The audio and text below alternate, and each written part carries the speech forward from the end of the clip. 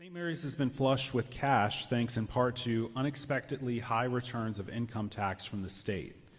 This extra cash came as a result of the Trump tax cut plan in 2017, which made more people use standard deductions rather than itemized deductions and actually increased the amount of state taxes we paid. The extra income for the county totaled in the millions. So now we can afford a reduction of income tax from 3.1 to 3%, a reduction of 0.1% that will result in about $2 million returned to the taxpayers of the county. But the story is different with property taxes.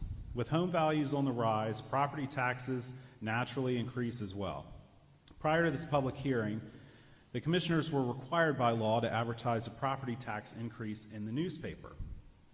The commissioners recently supported legislation, Senate Bill 543, which would change that requirement for the advertisement so that the word increase wouldn't necessarily need to be used, the idea being that it would make this advertisement more straightforward. However, I think it's straightforward already. It states that the property tax is currently 0.8478 cents per $100 of assessed value. The constant yield rate is 0.8270, meaning that if property taxes were lowered to that amount, we would still be guaranteed the same amount of property tax income as last year. Not lowering property taxes to the constant yield rate will result in an increase of property taxes by a total of $2,817,313. Total property tax revenue with that increase would be about $4.4 million.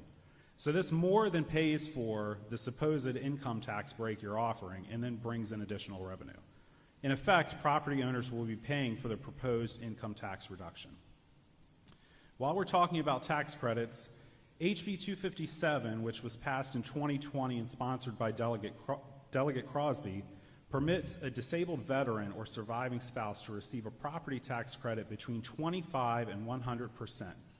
The decision to put this into action was left to the individual counties. You have not yet acted on this, so disabled veterans cannot use the benefit. In doing the math, it would cost the county roughly $4.1 million if every one of the nearly 3,000 eligible veterans took advantage. And with a leftover $30 million fund balance, I think we can probably afford that too. Thanks. Fund balance at the start of this process was a whopping $51 million. This budget uses just over 21 million of that, leaving about 30 million still in fund balance. This is due to a county policy, not a law, stating that the commissioner's reserve should stand at 15% of general fund revenues. Total general fund revenues in this budget are 314.5, almost 0.6 million, of which 15% totals over 47 million.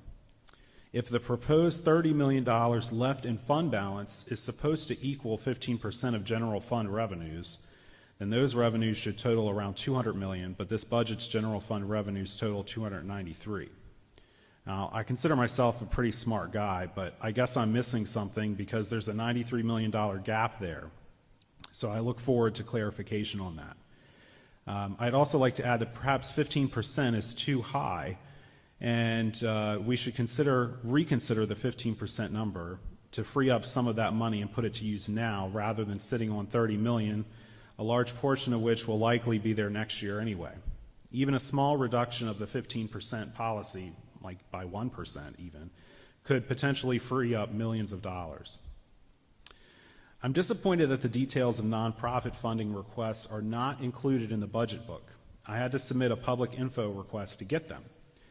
I'm also disappointed that the commissioners don't require or didn't request each nonprofit to come before them to explain their funding requests. This would help in your decision process. Speaking of nonprofits, I noticed something when going through the various applications today. One nonprofit, Warfighter Advance, which is headquartered here in St. Mary's on the base, did not get the funding that they requested from you. They requested $15,000 and you funded only $1,200. They don't receive any federal funding according to their application and primarily operate on donations. This nonprofit offers mental health resources to our veterans free of charge. The $15,000 they requested would have helped to sponsor between 7 and 15 county residents to participate in these programs. This nonprofit expects to serve 800 people within the next year. With mental health access being an issue, we need to focus on nonprofits to provide services that could help close the gap. With $849,000 in excess funds remaining in the budget, we're here for public comment to tell you how to spend those. Though I'm not sure it's enough to complete the project, I'm in favor of these funds being used to fix drainage and flooding issues in my neighborhood of St. Clement Shores. And to wrap up, I'd like to thank you again for the chance to speak. I look forward to digging deeper into the budget and focusing on priorities that will help the people of the county when I'm elected as commissioner in November.